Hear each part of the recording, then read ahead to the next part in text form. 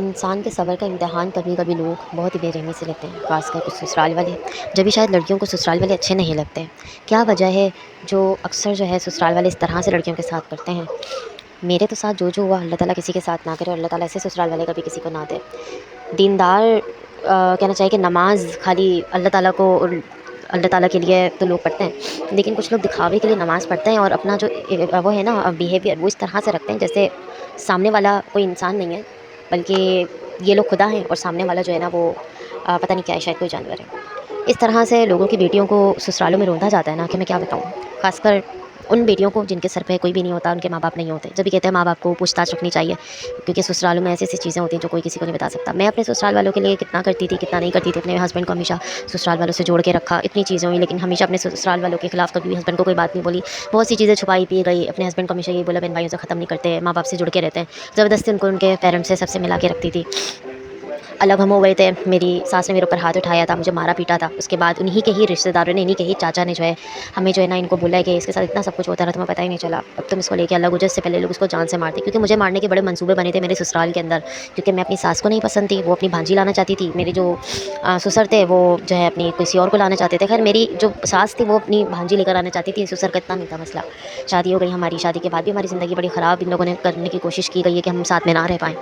फिर ये है कि जब ये हाथ-वाथ उठाने वाला मामला हो, बहुत सारे बीच में मामलात हुए। जब हाथ-वाथ उठाने वाला मामला हो तो फिर तब जाकर मेरे हस्बैंड को इनके चचा ने अलग रहने का मशवरा दिया, क्योंकि इतने सारे मामलात हो चुके थे। बहरहाल हम अलग हुए। उसके बाद भी बहुत सारी चीज़ें हुई हैं, मेरे पे बहुत इल्ज़ामात लगे। यहाँ तक हमें नहीं मालूम था, जब हम जानना शुरू हुए तब पता चला कि हमारे पे तो ये भी इल्ज़ाम लगा था कि हम जब अलग हुए थे तो हम ज़ेवरात चुरा के गए थे। मतलब मेरे जो हस्बैंड थे वो ज़ेवरात चुरा के लेके गए थे। मेरे हस्बैंड ने जो है ना बड़ी पैसे-वैसे चुरा के यहाँ से लेके गए थे। ये तक हम पे इल्ज़ामात लगे, मगर हमने वो भी बर्दाश्त किए। शादी के बाद जब हम यहाँ पर आना-जाना शुरू हुए और जब हम ज़्यादा इनकी मोहब्बत में, अपने ससुराल वालों की मोहब्बत में आना-जाना शुरू हुए, हम अलग इलाके में रहते थे, तो हम जब भी आना-जाना करते थे तो ये कहा गया कि हम शायद इसलिए आना-जाना कर रहे हैं ताकि जो है ना हम हमेशा के लिए यहीं पे ही रह जाएँ। और मतलब मैं जॉइंट फैमिली में रहती थी ना, तो उनके चचा वगैरह, फूफा वगैरह का कहना ये था। फिर मुझ पे जादू टोने का इल्ज़ामात लगाए। खैर वो चीज़ मैंने इग्नोर की कि छोड़ो कोई बात नहीं। मैंने तो अपने घर में कभी भी नहीं सुनी थी जादू-वादू ये सारी की सारी चीज़ों के बारे में। वहीं मैंने सुना, वहीं मैंने देखा, इनके एक चच्चा थे वो जादूगर बने हुए थे, वो सारे इनके तोड़-ताड़ करते थे। फिर जो है ना वही बोलते थे ये हो गया, वो हो गया, ये हो गया, इतने पैसे दे दो, ये कर दो। मेरी सास उनको पैसे देती थी और मेरे ससुर भी इन चीज़ों में बड़े इन्वॉल्व थे कि हाँ, पे किसी ने कर दिया तो ये लो पैसे तोड़ कर दो। बड़े इन लोगों ने अपने पैसे आग लगाए हैं और दूसरों पे इल्ज़ामात भी लगाए हैं। कानों के बहुत कच्चे थे लोग, ज़ाहिर है इसीलिए इन सारी चीज़ों में हमेशा ही पड़े रहे और हमेशा ही सुनते रहे। फिर दूसरों के बच्चों पे, बेटियों पे भी इल्ज़ामात लगाए। बहरहाल आज मेरे ससुराल वालों ने जो मेरे साथ किया है ना, मैं बता भी नहीं सकती। मैं पिछले 1.5 महीने से कितने ज़्यादा ट्रॉमा में हूँ। पहले तो बड़े इज़्ज़त ख़राब करते थे, बड़े इल्ज़ामात लगाते थे। अब बड़ों ने छोटों को भी बोलने का मौका दे दिया। अब छोटे भी बैठ के हम पे इल्ज़ामात लगाते हैं। अब जो हुआ है वो कुछ इस तरीके से हुआ है कि पहले तो ये कहा जाता था, क्योंकि मैं ख़ानदान से नहीं थी, तो ये कहा जाता था कि नहीं ये ख़ानदान की नहीं है, ये अपनों की बेटी नहीं है। कोई पूछता था ना ख़ानदान से, नहीं अपनों की बेटी नहीं है, अपनों की बेटी ये है। यानी जो मेरी देवरानी वगैरह रहती थी, अपनों की बेटी ये है। उस टाइम तो कोई नहीं था, मैं घर की बड़ी बहू हूँ, लेकिन मेरी इज़्ज़त जो थी ना, अभी इन्होंने छोटों की नज़रों में भी नहीं रखी है। आज छोटे भी मेरे पे उँगली उठाने लग गए हैं। और आज उन्होंने मेरी देवरानी ने, जिसका मैं इतना ख्याल रखती थी, प्रेगनेंसी में थी वो अभी, उसके बच्चे के लिए इतना सोचा, उसके लिए इतना सोचा, उसको इतना किया, इतना सब कुछ किया। उसके हस्बैंड फाइनेंशियली स्ट्रॉन्ग नहीं था, उसका जॉबलेस था, उसके लिए इतना सब कुछ किया है। उसको फ्रूट्स ला के देती, सब चीज़ें की, दवाइयाँ दी, सब चीज़ें की। दवा मैंने दी ला के, तो अब पता चल रहा है कि उसने ये बात भी बोली थी कि इन्होंने शायद दवा जो दी है ये इसलिए मेरी तबीयत ख़राब हुई क्योंकि इसमें शायद कोई जहरीला मवाद था। चलो वो चीज़ अलग थी, लेकिन मैंने खुद अपने कानों से एक बात सुनी और मैंने अपने ससुराल वालों को भी बताया, लेकिन उनको यकीन नहीं आया। इसने मेरे ऊपर जादू का तो इल्ज़ाम लगाया था कि मैं जब जाऊँ, अपने हस्बैंड को बताया मैं जब जाऊँ तो मेरे कमरे में भाभी बिल्कुल नहीं आए, बिल्कुल भी ना बैठे हों, कुछ फेंक फाक के चले जाएंगे, मेरे बच्चे को कुछ हो जाएगा, मुझे कुछ हो जाएगा। साथ में उसने ये भी बोला अपने हस्बैंड को दिल ख़राब करने के लिए कि मेरी आपकी जो भाभी है ना वो मेरे बच्चे और मेरी जान की दुश्मन है, उन्होंने मुझे जान से मारने की धमकी दी, ये सब चीज़ें की। जब उसने बोला कि लाओ कोई चीज़ दिखाओ, कहाँ है प्रूफ, तो उसने कहा कि मैसेज आया हुआ उनका, मैं आपको दिखाती हूँ। उसने मैसेजेस तो नहीं दिखाए, लेकिन लास्ट की उसने एक यानी पिन चैट की हुई थी, उसने आर्चिव चैट की हुई थी, उसने उसके स्क्रीनशॉट भेजा और कहा मैंने चैट तो नहीं खोली, लेकिन ये देखो जो उसने भेजा था ना, उसका नसीब ये था कि एहतियात से जाना, यानी ट्रैवल करके, क्योंकि वो कराची से और हैदराबाद से और सक्खर से, इन सारे इलाकों से बड़ी वो दूर उसकी अम्मी रहती है, तो वहाँ पे जा रही थी। तो मैंने सोचा एहतियात से जाना। मुझे नहीं अंदाज़ा था कि उसके घर वाले ऐसी थर्ड क्लास सोच रखते हैं कि मैं आना जाना शायद ज़्यादा कर रही थी, तो इस वजह से उसकी तबीयत जब ख़राब हुई तो उन लोगों का जब उनके कोई अब्बू के पीर साहब थे, उनके पास जब वो लोग गए तो उन्होंने ये बोला, ज़ाहिर है जो ज़्यादा आना जाना करता है, जो ज़्यादा करीबी होता है, या वो खुद ही पूछ लेते हैं, तो जिस पे ज़्यादा वो हो रहा होता है तो उसी का नाम लेते हैं, तो उन लोगों ने मेरा नाम लिया, तो इस वजह से उसका दिल मेरे से ख़राब हुआ। अफ़सोस हुआ मुझे बड़ा इस बात का कि जब ये बात मैंने अपने बड़ों के सामने, यानी अपने बड़े मतलब मेरी सास ससुर के सामने जब ये बात रखी गई है, तो सास ससुर ने उल्टा मुझे उल्टा बोला, नहीं वो ऐसा नहीं कर सकते, ऐसा नहीं सोच सकती। यानी 6-7 महीने की आई हुई लड़की पे, जो उनकी भांजी है, शायद उस पर इतना उनको यकीन था उसकी इस बात पे कि वो ये बात नहीं बोल सकती, जितना कि मेरे 10 साल 11 साल की शादीशुदा ज़िंदगी पे, यानी मेरी ज़िंदगी पर उनको इतना एतमाद नहीं था। 10-11 साल वो बहू जिसने कभी उनके सामने नज़र तक नहीं उठाई, आँख तक नहीं उठाई, उनसे बदतमीज़ी तक नहीं उठाई, आवाज़ तक ऊँची नहीं की, आज उस बहू की भी बात पर उनको यकीन नहीं है। और उन्होंने पूरे ख़ानदान के सामने बुलाकर मुझे ज़लील किया, रुस्वा किया, उसी को हकीकत में तस्लीम किया और फिर मुझे बुला के दोबारा ज़लील किया। आज फिर हम वहाँ गए थे और आज फिर दोबारा ये चीज़ हुई। अभी कुछ दिन से जब ये मामलात होते तो हमने जाना ना वहाँ पे रोक दिया था, वरना मैं डेली अपने भी घर का काम करती थी, अपने भी घर का सब कुछ करती थी, अपने ससुराल भी रोज़ाना जाती थी और वहाँ जाके भी खाना पकाती थी, वहाँ जाके भी सफाई करती थी, वहाँ जाकर अपने सास ससुर का ख्याल भी रखती थी।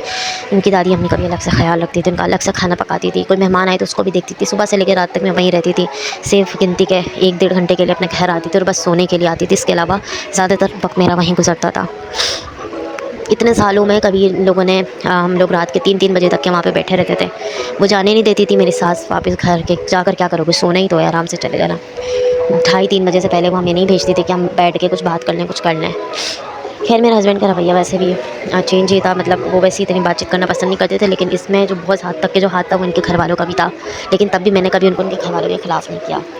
बड़ा अफ़सोस हुआ मुझे अभी जो मामला हुआ इस पर मेरे, जबकि अभी जब लास्ट टाइम इस बारे में जब सबके सामने बैठ के बात हुई थी, तो मेरी देवरानी से मैंने बोला कि अगर मैंने तुम्हें जान से मारने की धमकी दी है तो तुम अपने बच्चे की कसम खा लो। तो उसने ये बात बोली कि हाँ मैं अपने बच्चे की कसम खाती हूँ। ये बात किसी ने नहीं सुनी, ना किसी ने इस बात पर एक्शन लिया, बल्कि सब ने इस बात को दबा दिया, छुपा दिया।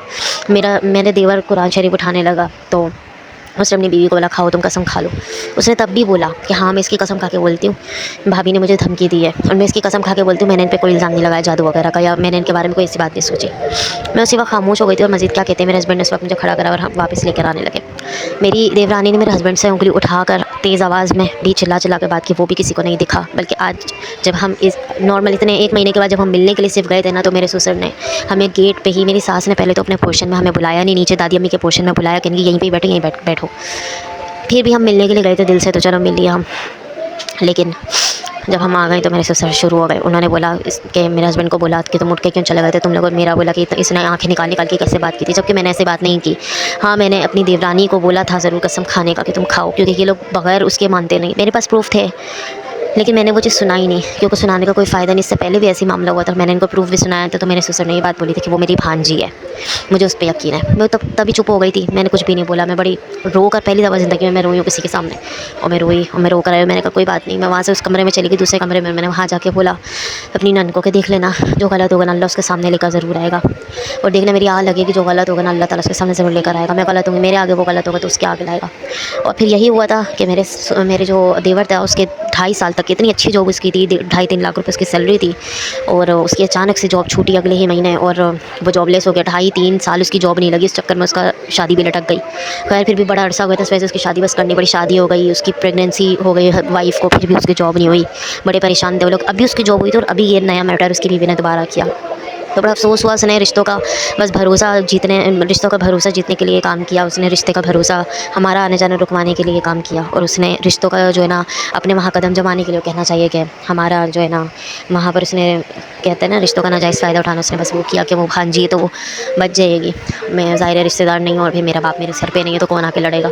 इसलिए लोग हमेशा से मुझे दबाते आते हैं और आ रहे हैं, जो कि मुझे बहुत तकलीफ़ होती है और मुझे बहुत रोना आता है। और आज जब मैं गई हूँ, जब ये सारी बातें हुई हैं ना, तो सबने मुझे ही ब्लेम किया।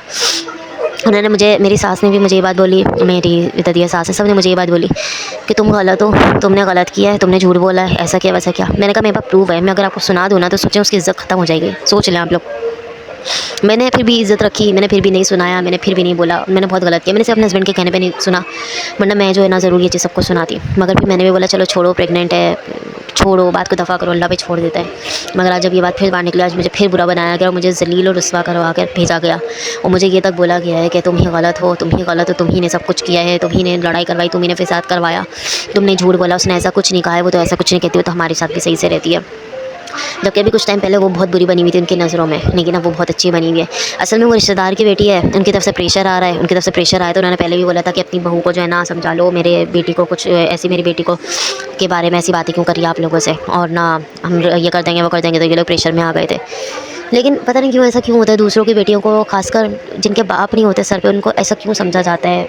मेरे समझ में नहीं आता इसमें गलती घर वालों की होती है, लड़की की होती है, किसकी होती है। मैंने तो फिर भी अल्लाह ताला पे सारे के सारे मामला छोड़ने, अल्लाह ताला दिखाएगा ज़रूर। दिल बड़ा दुखता है, लेकिन मुझे मालूम अभी फिर मिलना पड़ेगा, फिर ये लोग मिलाएंगे। और मेरी सास ने और सब ने बात बोली है कि तुम मुझसे मिलोगी, हम गले लगवाएंगे और तुम मुझसे माफ़ी मांगोगी। जबकि मैं बड़ी बहू हूँ, मैं जिठानी हूँ उसकी, लेकिन मैं अपनी देवरानी से माफ़ी मांगूंगी, मैं अपनी देवरानी से गले मिलूंगी, मैं अपनी देवरानी के पास जाऊँगी, मेरी देवरानी मेरे पास नहीं आएगी। ठीक है। और अभी भी, आज भी जब हम गए तो उस पोर्शन ने हमें, जो मेरी सास का पोर्शन था, वहाँ पे लेके नहीं गए जहाँ पर मेरी देवरानी होती, वहाँ पे ले जाना मना कर दिया, क्योंकि मेरी देवरानी थी और मेरा देवर गया हुआ था, उसकी घर मौजूदगी में हमें वहाँ पे जाने से मना कर दिया गया था। हम दिल साफ़ करके गए थे, लेकिन तब भी हमारे साथ यही हुआ। अब आप बताएं, ऐसी चीज़ें होने के बाद क्या मुझे दोबारा वहाँ जाना चाहिए या नहीं।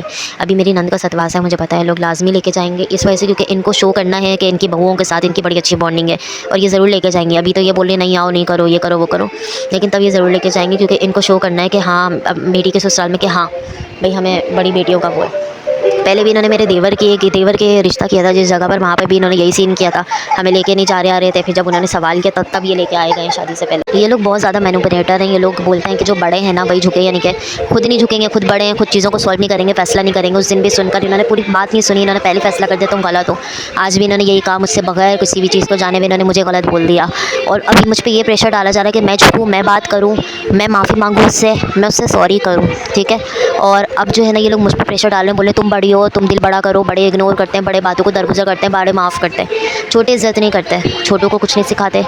हाँ, हम छोटे हैं तो हम इनकी इज़्ज़त करें, हम इनके हर फैसले पे हाँ हाँ बोलें, जबकि हम बड़े हैं। हमें ये कहा जाता है कि कल कला को एक दो दफ़ा जब हम पहले भी जो मामला हुआ था तो इन्होंने बोला था मैं शादी में नहीं जाऊँगा अपने भाई की, तब इनके पापा ने ये बात बोली थी कि तुम बड़े हो, तुम्हें सबको लेके चलना है, तुम्हें जरगा में सब में बैठना है, कल कला को तो तुम क्या करोगे। ये इन चीज़ों के लिए ये लोग याद करते हैं, और किसी चीज़ के लिए ये लोग नहीं करते। ये लोग इंसाफ कभी नहीं करते हैं, ये लोग सिर्फ अपने मफाद के लिए याद करते हैं। ये लोग बहुत बड़े मैनिपुलेटर हैं, लोग यही काम करते हैं, और इन्होंने अभी भी यही किया और ये यही करते जाएंगे। मैं लड़कियों को एडवाइस दूँगी कि कभी भी इस तरह से मेरी तरह ना करें, घुट घुट के ना जिएँ। अलग रहते हैं, ये साथ रहते हैं, इस तरह से बर्दाश्त ना करें, क्योंकि आपके बच्चे यही सीखते हैं, यही करते हैं। कल के लाखों मेरे बच्चों ने खड़े होकर इनको जवाब दे दिया तो इनकी क्या इज़्ज़त रह जाएगी। लेकिन ये लोग ये बात नहीं समझते, क्योंकि ये लोग बहुत बड़े बड़े, इन लोगों ने भी आपस में एक दूसरे पर इल्ज़ामात लगाए, इतनी सारी चीज़ें की, मगर ये लोग फिर जुड़ जाते हैं, फिर बैठ जाते हैं, पता नहीं कैसे कर लेते हैं, मेरे तो समझ में नहीं आता। आप लोग मुझे बताएं, मुझे क्या करना चाहिए, मुझे दोबारा वहाँ जाना चाहिए, नहीं जाना चाहिए। क्या मुझे दोबारा इन लोगों से, अपनी देवरानी से मिलना चाहिए या नहीं मिलना चाहिए। क्या मुझे उससे माफ़ी मांगना चाहिए या नहीं। क्या मुझे उससे हमेशा के लिए रवैया सही रखना चाहिए या नहीं, ये भी बताइएगा। मेरे नंदोई थे, मैंने उन पर भरोसा करके उनको मैंने चीज़ें जो है ना बताई थी इनके लोगों के बारे में, नंदोई को, मगर उन्होंने मुझे भरोसा दिलाया कि हाँ हम जाके बात करेंगे, हम घर के बड़े में बात करेंगे। मगर जिस दिन ये सारी बात हुई थी ना, उन्होंने मेरे ही सामने खड़े होकर बात बोल दी कि मेरे पास ये सारी चीज़ें कहाँ से आई, आपके पास थी तो आपने दी ना। तो इन लोगों ने जो है, मतलब वो जो थे वो इसके सगी फूफो के बेटे थे, उन्होंने भी अपनी रिश्तेदारी निभाई, इन्होंने भी रिश्तेदारी निभाई, सभी अपनी रिश्तेदारियाँ निभा रहे हैं। सिर्फ बस हम ही पिस रहे हैं, हम इन लोगों को अपना रिश्तेदार मांग के बस हम ही लोग ही पिस रहे हैं।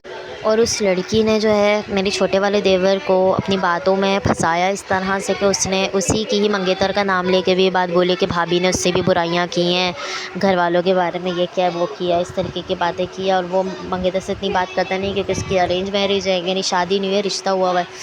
उसने उसका नाम लेके, उसकी अम्मी का, उसके घर वालों का नाम लेके भी जो है ना मेरे ख़िलाफ़ ऐसी ऐसी बातें बोलें कि भाभी ने घर वालों के बारे में ऐसे बोला ऐसे बोला। उसने उन लोगों का नाम लिया जो लोग सबसे ज़्यादा जो है ना अपनी बुराई सुन के चिढ़ेंगे। उसने उन लोगों से ने, इनकी फुप्पो, इनकी बहन और जो है ना बहनों वगैरह को इस तरीके की बातें बोली कि आप लोगों के आने जाने से उनको परेशानी हो रही है। इन्होंने ये भी बोला है मेरी मंगेतर को, इन्होंने ये भी बोला है कि मैं रिश्ता ख़त्म करवा दूँगी, रिश्ता तुम ख़त्म कर दो, ये सही नहीं है।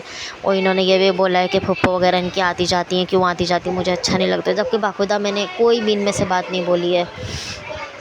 तो इस तरह से जो इसको प्रोटेक्ट करने की कोशिश की जा रही है, क्यों, क्योंकि वो रिश्तेदार है और मैं गैर की बेटी हूँ। ये शायद इसलिए कि मेरे सर पे बाप का साया नहीं है, मेरे पीछे कोई बोलने वाला नहीं है। मेरे ख्याल में यही बात है। आप लोग मुझे बताएं मुझे क्या करना चाहिए कि दोबारा इन लोगों पे, फिर दोबारा से इन लोगों से डस खाने के लिए और इन लोगों को दोबारा से डसवाने के लिए क्या मुझे जाना चाहिए या नहीं।